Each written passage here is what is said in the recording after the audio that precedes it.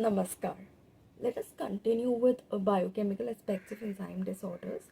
तो इस वीडियो में हम बात करेंगे एंजाइम्स के एक बहुत ही दूसरे एक्शन की वंडरफुल एक्शन की, that is oxidative metabolism. Oxidative metabolism का क्या मतलब होता है? नॉर्मल शब्दों में ये एक तरीके का केमिकल रिएक्शन है जिसमें ऑक्सीजन का यूज़ होता है कार्बोहाइड्रेट से एनर्जी प्रोड्यूस करने के लिए.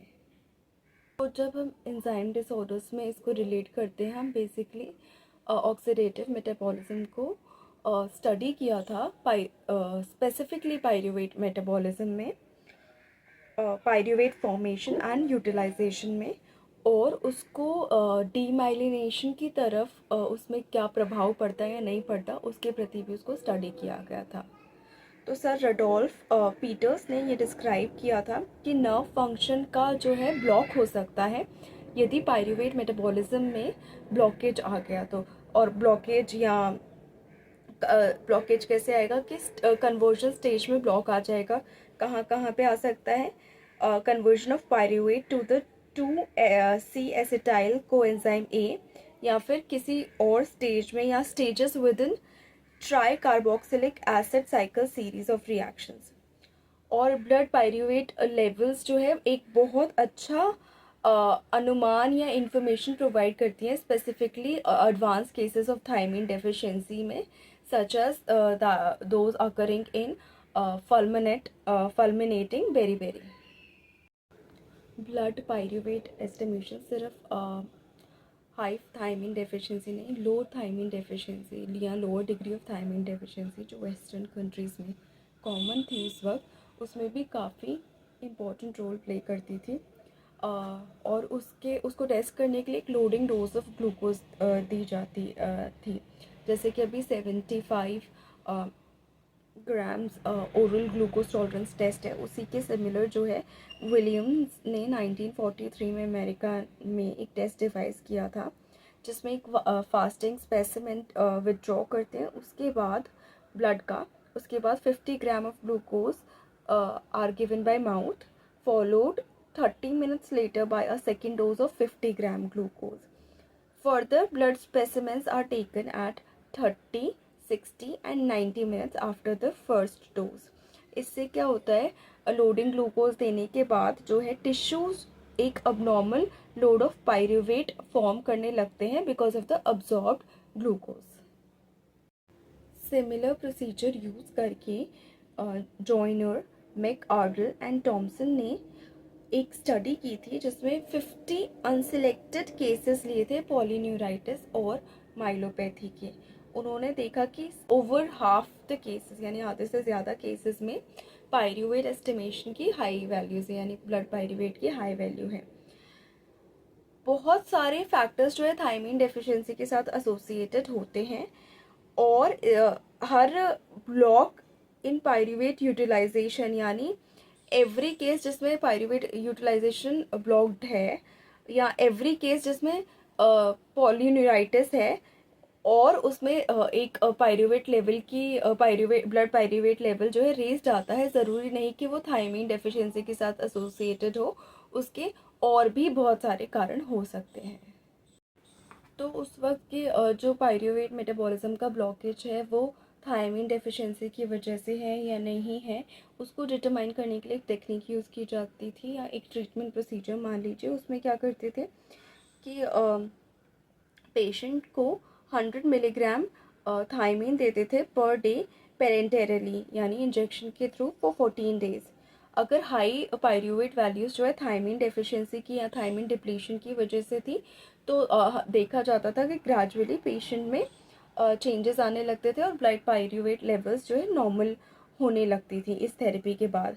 लेकिन यदि किसी और वजह से पायरूवेट मेटाबॉलिज्म डिस्टर्ब था या एस्टिमेटेड पायरूवेट लेवल्स जो है गड़बड़ हो रही थी तो थायमीन थेरेपी के बाद कोई चेंज उस पेशेंट में नहीं आता था या ब्लड पायरूवेट लेवल्स में भी कोई चेंज नहीं आता था. जब थायमीन डेफिशिएंसी में पायरूवेट लेवल्स का अनुमान लगाया जाने लगा तो जो एरिया ऑफ इंटरेस्ट ये भी बन गया कि मल्टीपल स्क्लेरोसिस में पायरूवेट मेटाबॉलिज्म का क्या होता है या ब्लड पायरूवेट लेवल्स की एस्टिमेशन कितनी होती है, कम होते हैं, ज़्यादा होते हैं। किसी भी स्टेज पे पायरूवेट में डिस्टर्बेंस मल्टीपल स्क्लेरोसिस में फाइंड करने के लिए देखा गया, और तब ऐसे जो है टेस्ट भी आ गए, या ऐसे कह लीजिए प्रोसीजर्स भी आ गए, जिनकी वजह से डिफरेंट अल्फा कीटो एसिड्स जो ब्लड में और सीएसएफ में और यूरिन में प्रेजेंट थे उनको सेपरेट किया जा सकता था। तो जो उससे भी ओल्डर मेथड्स थे पायरूविक एसिड को एस्टिमेट करने के लिए, वो फोकस करते थे एस्टिमेटिंग अल्फा कीटो एसिड्स पे। Since pyruvic acid is the predominant alpha keto acid normally present in blood, the older methods gave us at any rate reasonably adequate estimations of the changes taking place, क्योंकि सबसे ज़्यादा prevalent या सबसे ज़्यादा पाए जाने वाला अल्फा कीटो एसिड जो है पायरूवेट एसिड को माना जाता था, पायरूविक एसिड को माना जाता था। ओल्ड टेक्निक्स भी तब तक काम कर रही थी। 1949 में चीज़ें प्रोग्रेस हुई और कैवेलिनी, फ्रंटेली एंड टोशी इटली में इन्होंने एक टेक्निक डिस्क्राइब की जिसमें separation by paper chromatography use किया गया। और इसका किसका सेपरेशन हो रहा था? Of the coloured 2:4 dinitrophenyl hydrazones of alpha keto acids. These separated derivatives can then be eluted and estimated colorimetrically. इसका मतलब हुआ कि जब ये different 2:4 dinitrophenyl hydrazones of alpha keto acids, यानी जो डिफरेंट कीटो एसिड्स थे वो सेपरेट हो जाते थे पेपर क्रोमेटोग्राफी में, तो उसके बाद आप ये अनुमान लगा सकते हैं उनके कलर्स को देख के और कोलोमेट्रिक के थ्रू उनको एनालाइज करके और सॉल्वेंट के थ्रू वॉश करके कि कौन सा कीटो एसिड कितनी क्वांटिटी में प्रेजेंट है। उसके बाद 1950 में जोन्स एंड बंच ने अमेरिका में ये रिपोर्ट किया कि फास्टिंग ब्लड पायरूवेट लेवल जो है मल्टीपल स्क्लेरोसिस के पेशेंट्स में हाई होती है, और ब्लड पायरूवेट का एक्स्ट्रा एक्यूमुलेशन हो जाता है ब्लड में जब हम ओरल ग्लूकोज का एडमिनिस्ट्रेशन करते हैं पेशेंट में जो कि मल्टीपल स्क्लेरोसिस से सफ़र कर रहा है। एक और ग्रुप ऑफ पीपल जो थे यहाँ जो रिसर्च कर रहे थे अमेरिका में, known by the names of Hanemann, Alskul, Konsk and Alexander, इन्होंने भी पायरूवेट मेटाबॉलिज्म को मल्टीपल स्क्लेरोसिस में स्टडी किया था यूजिंग क्रोमेटोग्राफिक टेक्निक, और उन्होंने मेंशन किया separate estimation for pyruvic and alpha keto glutaric acids. उन्होंने ब्लड लैक्टेट और सिट्रेट लेवल्स भी एस्टिमेट की थी।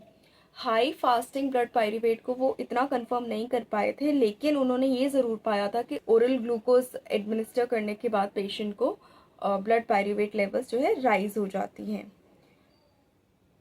और उन्होंने ये भी क्लेम किया कि alpha keto glutarate and citrate levels भी हाई थी मल्टीपल स्क्लेरोसिस के पेशेंट्स में। वहीं Bauer, working in university neurological clinic at Hamburg, report किया था कि pyruvate level in fasting blood samples unchanged रहती है मल्टीपल स्क्लेरोसिस के पेशेंट्स में।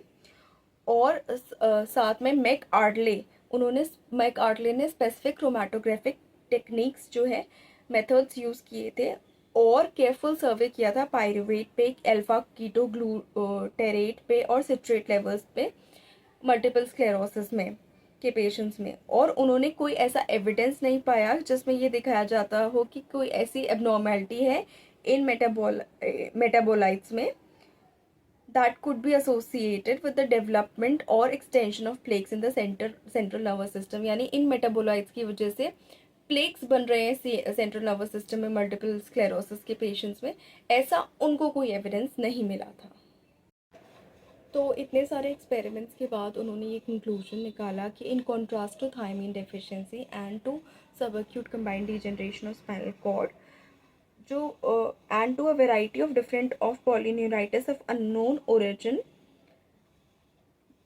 कोई ऐसा रियल एविडेंस नहीं मिला जो कि ये बताए कि there is abnormality of carbohydrate metabolism in nervous system in multiple sclerosis. तब तक ये कंक्लूजन निकाला गया था। और ये फोकस किया गया था कि आगे भी इस चीज़ के रिगार्डिंग जो है हमें रिसर्च करनी चाहिए कि एंजाइम्स का क्या कुछ कितना अंदर तक रोल है मल्टीपल स्क्लेरोसिस में या उसके प्लेग्स में। अभी हमें कुछ चीज़ें पता हैं जो मैं यहाँ मेंशन करना चाहूँगी।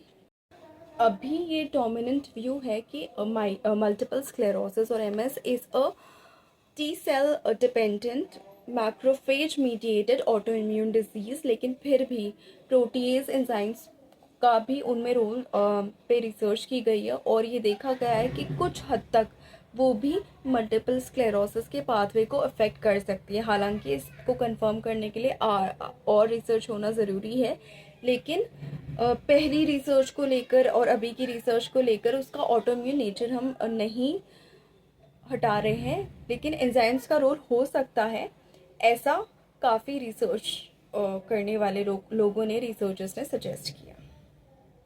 So thank you so much for watching this video, and please do like it, subscribe to the channel and share it and leave your views in the comment section. Thank you so much.